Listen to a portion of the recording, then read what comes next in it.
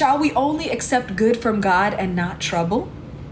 And then his friends came, and now they sat with him. And then they sat down with him. So then it says, Job speaks.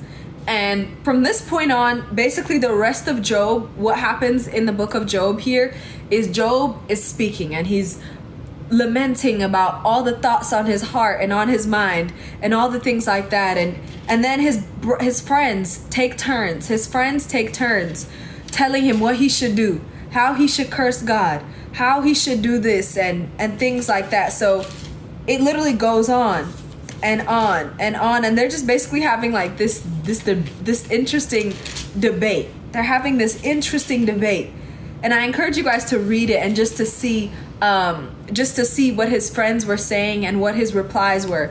It's a lot. It's a lot of chapters, so I'll spare you guys all the details, but I encourage you guys to read it yourself. But I want to kind of fast forward here.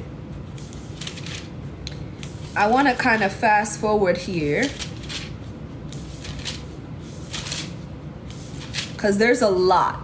There's a lot. Job says to me that you don't complain about what you don't have, but be grateful for what you do have. Exactly. That's a good point right here.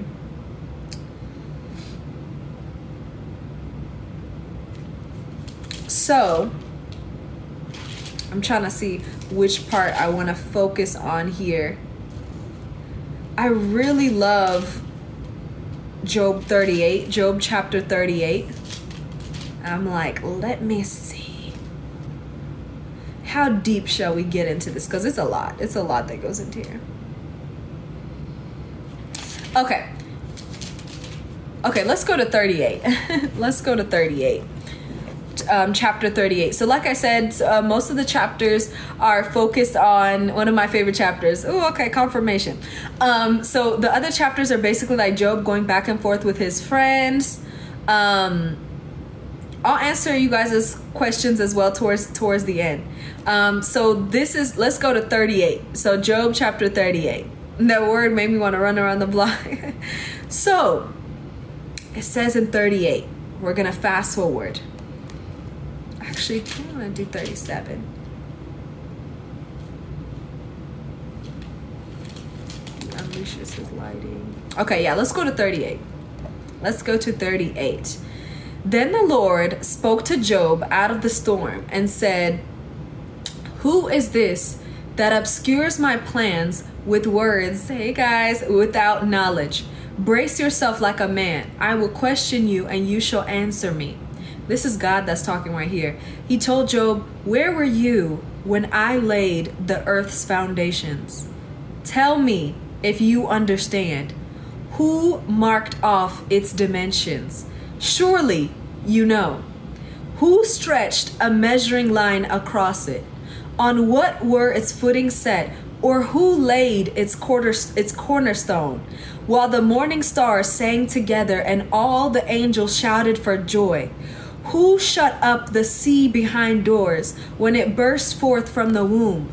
When I made the clouds its garments and wrapped it in thick garments and I fixed limits for it and set its doors and bars in place. When I said, this far you may come and no further.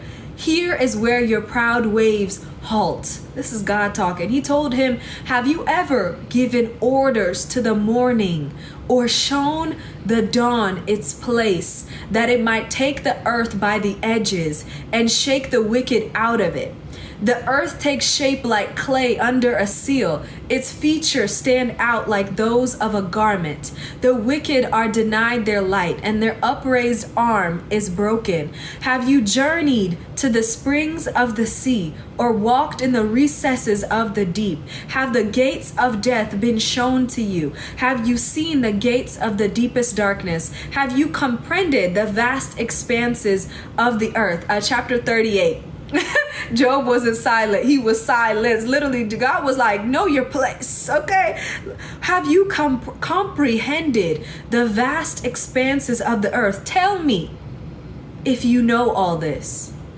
What is the way to the abode of light, and where does darkness reside? Can you take them to their place? Do you know the paths?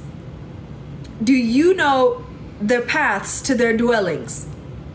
Surely you know, for you are already born. Wow, Tracy, that's crazy. She said, I just read chapter 33. That's wild. Surely you know, for you are already born. You have lived so many years. Have you entered the storehouses of the snow, or seen the storehouses of the hail, which I reserve for times of trouble, for days of war and battle? What is the way to the place where the lightning is dispersed? Literally, God is a whole poet. God is a whole poet. Or the place where the east winds are scattered over the earth? Who cuts a channel for the torrents of rain and a path for the thunderstorm? To water a land where no one lives, and an uninhabited desert, to satisfy a desolate wasteland and make it sprout with grass. Does the rain have a father? Who fathers the drops of dew? From whose womb? Oh, Madison, I'm at chapter 38, verse 29. Job chapter 38, verse 29. From whose womb comes the ice? Who gives birth to the frost from the heavens? When the waters become hard as stone, you're welcome. When the waters become hard as stone, when the surface of the deep is frozen, can you bind the chains of the Pleiades? Can you loosen Orion's belt? Can you bring forth the constellations in their seasons, or lead out the bear with its cubs? Do you know the laws of the heavens? Can you set up God's dominion over the earth? Can you raise your voice to the clouds and cover yourself with a flood of water? Okay, pause.